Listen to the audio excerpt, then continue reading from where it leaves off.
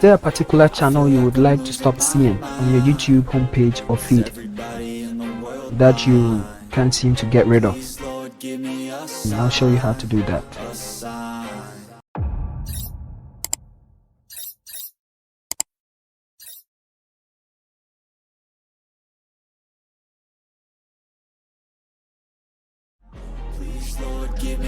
Now visit YouTube.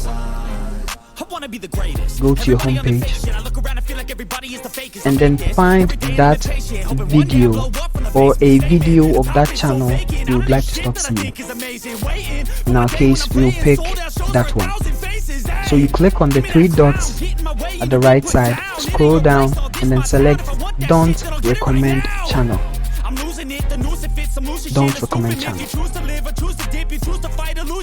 Now doing this won't actually delete a channel from your homepage, because that can happen, but it will tell YouTube that you are not interested in that channel's videos.